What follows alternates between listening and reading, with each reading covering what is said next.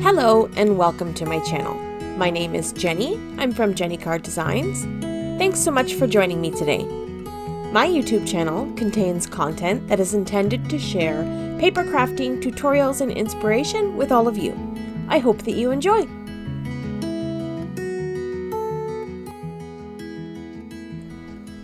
In today's video, I'm going to be using my Paper Engineering Template Reference Book, and this book is full of different templates for different ideas for cards and envelopes.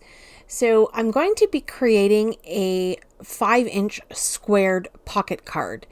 In my template book, I have samples of the projects stored in these little pockets, and I'm going to pull out my sample so that I can kind of show you what it is that I'm going to create. Before we advance any further into this video, if you're interested in purchasing my template books, you will find a link in the description down below. All of my template books that I've designed, there are a total of 5 of them now, are color coordinated throughout the different types of projects in each book. If you're looking for A2 projects, they'll be blue across the board in my template books. If you're looking for 5-inch squared templates, they'll be this color green across the board, and so on.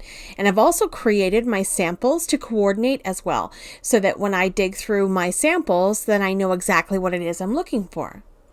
So I'm going to be making this 5-inch squared pocket card, and I'm going to be using my 12 by 12 paper pads, and it's very simple to create, and you can just use these for so many different things. You can add these little pockets into journals or into little books or albums, or you can use them for cards. And today I'm going to be making a little set of birthday party invitation cards. So I'm going to grab one of my Michaels paper pads, and I have, about 1 million of these, and I'm just going to flip through. I have to make some invitations for a little girl's birthday. So I thought this paper pad was very fitting for the occasion. So I'm just flipping through looking for a pattern that I'd like to use to create my little pocket cards. So I'm going to grab this beautiful cloud pattern. I really like the colors, and I think this will be perfect for what I want to do. So I'm going to take a look at the first step in my instructions. We need to know the page size. So the page size for this pocket card is 10 by 6 inches. And so we'll be able to get 2 pocket cards out of 1 piece of 12 by 12 cardstock. Hence why I've taken out 2 pieces of cardstock. I'm going to create 4 cards in total. So what I'm going to do is put my paper in the orientation that I want it to be, and I'm going to trim off the bottom. I'm going to cut this down to 10 inches so that when I cut it in half, then my clouds are standing upright, if that makes sense. So I'm going to cut it at 6 inches. So this is going to give me 2 pieces that measure 10 inches by 6 inches. And then I'll repeat the process with the second sheet of cardstock. I'm going to cut off 2 inches from the bottom. So I'll cut it down to 10 inches, and then I'll flip it around in my trimmer and scoot it over to 6 inches and then slice. So now I've got 4 panels that measure 10 inches by 6 inches, and we're ready to start making this pocket card. There are some scraps left over. You can use these scraps to decorate your cards or make little tags out of them and such. I'm not going to worry about those scraps for now for today's project, but I am going to show you how to use some of the scraps that we are going to create later on. The next step in my template book is to start scoring. So I'm going to grab one of my pieces, and across the 10-inch side, we're going to score at 5 inches. So I want to make sure that I'm not pressing too deep. I don't want to crack my cardstock. So I'm going to score at 5 inches. And then because this is like a scrapbooking paper, I'm going to flip it over and score it on the other side. I'm going to flip it over one more time and score it again. And then this just helps to prevent cracking. Okay, and then I'm going to turn my paper in my cardstock across the 6-inch side. I'm going to score at 1/2 inch and then 5.5 inches. And then I'm going to flip it over and repeat at 1/2 inch and then 5.5 inches. And then flip it over one more time and score 1/2 inch and 5.5 inches. I just want to make sure that I get nice, good score marks in my paper, and I avoid any splitting or cracking or tearing. And so I'm going to repeat these steps for all 4 of my cards. I'm going to do the same scoring multiple times on both sides. And then we'll move to the next step in the template book. So now we're going to cut away the selected areas in the template book. They're highlighted in red. We basically just want to cut off these two sides and then a little bit of an angle cut. I'll show you what I mean. I'll grab my scissors and we'll get to cutting here. So I'm going to follow along the score line. I'm going to start with an angle cut and then follow along the score line and cut this piece away. And then again, on the other side, same thing. I'm going to cut down the score line and I'm going to create a little angle cut. And that's what we should have so far. And then we're going to make little angle cuts at the top as well. I can't remember if I did that. I forgot to do that in this step, but you're going to make little angle cuts in the top just so that it folds together nicely. So now let's go ahead and crease all of our folds. I'm going to use my bone folder to get nice sharp creases. So once everything is scored, I'm going to apply some adhesive and close up that pocket and use my bone folder to burnish in the adhesive. And then the pocket is done. Cute little pocket. All right, I'm going to grab a circle punch to create a little slot. Now you could use scissors here to cut out a little notch out of the top. I have a circle punch, but if you don't have a circle punch, you could use a die even. You could run your die through the die cut machine, or you could use a circle die to trace a circle and cut it out with your scissors.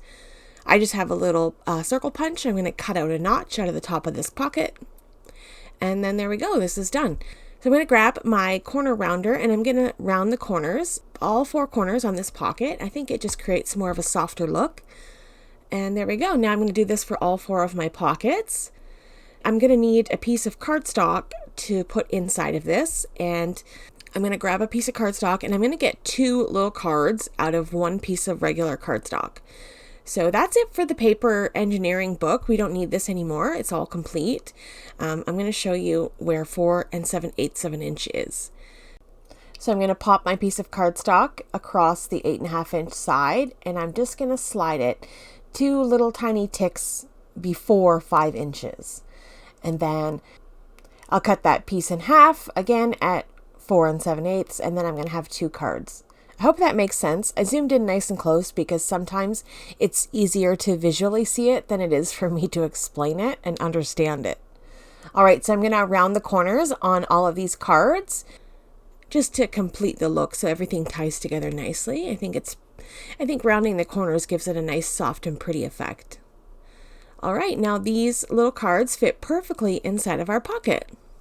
There we go. Look how cute that is. I've made 4 cards for all of my pockets. Here's what we have so far. I have a couple of large scraps. I have a couple of small strips, 4 pockets, and 4 cards. So these little strips, we're going to use these later on, so set those aside. The larger strips I don't end up using in this video, but those little tiny ones we're going to use. First, I want to do some stamping on my card. So I've got some stamp sets. I've got a bunch of random stamp sets that I collected from my stamp cupboard, and I'll link to all the ones that I use. This one is an alt new stamp set, and I think it's really cool because it creates all different kinds of like party banners and sequins and little swirlies. But for this video, I'm only going to use the word party time. And what it is a large font, and it has a little shadow. So I think that's really cool. So I'm going to use that today. I'm going to line this up into my mini Misty stamping tool, and I'm going to pick it up with the door of my Misty. And then I'm going to ink up. I'm using 2 colors of ink. I'm using powder blue and sea glass.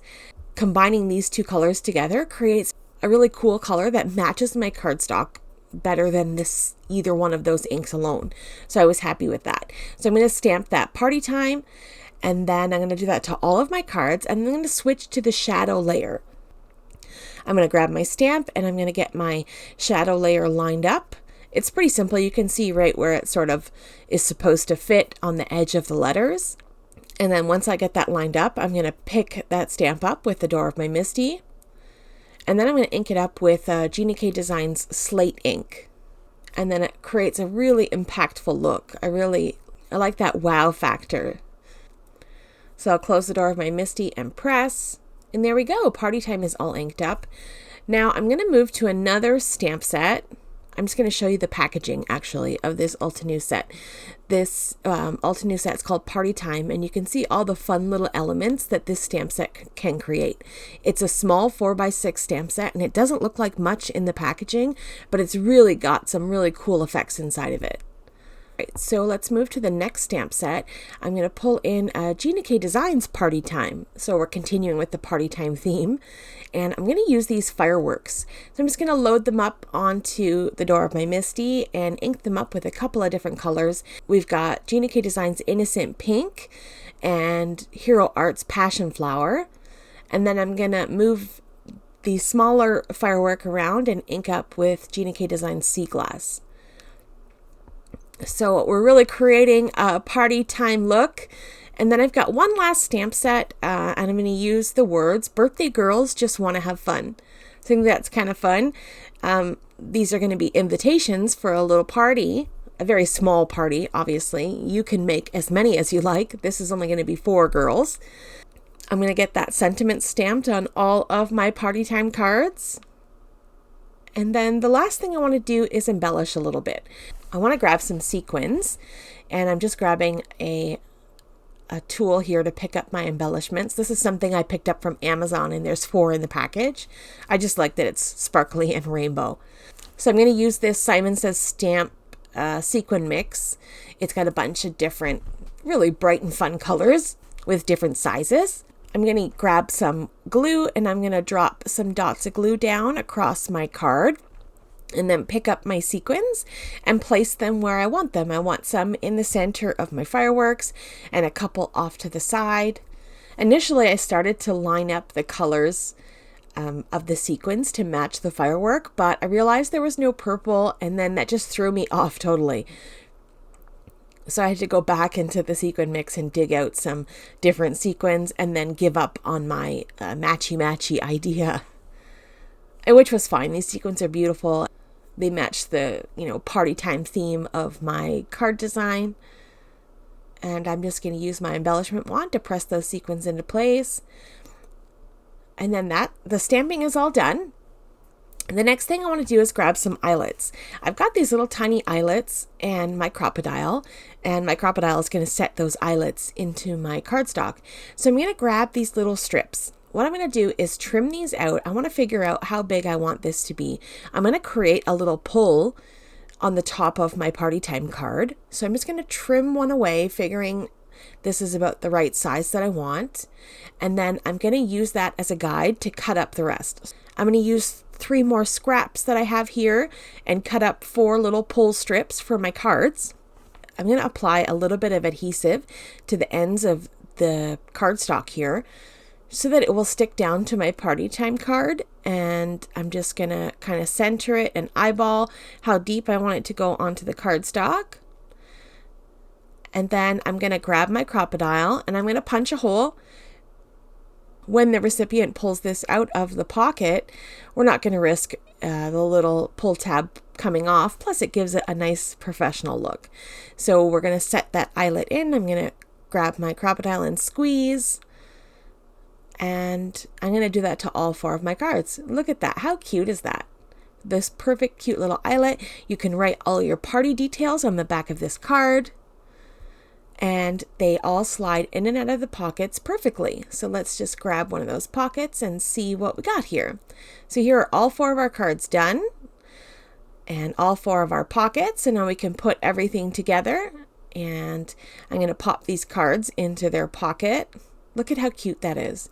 The little pull coordinates perfectly. I didn't even check the pockets to make sure that my little pull was centered, but I think I did a pretty good job. It doesn't have to be perfect, but it turned out to be perfect enough for me. So that's it. Here are all 4 of the party time pull cards that we made.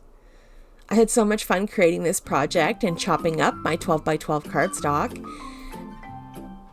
I didn't have any ideas for today's video, and I sat down and just started playing, and then this developed on its own. Grab some of your 12x12 cardstock, get to chopping, and create something fun. Thank you so much for taking time out of your day to spend it here with me. I appreciate the support as always. Coming up on screen are a couple of videos I think you may enjoy. Have yourself a lovely day, and I will see you in the next one. Bye!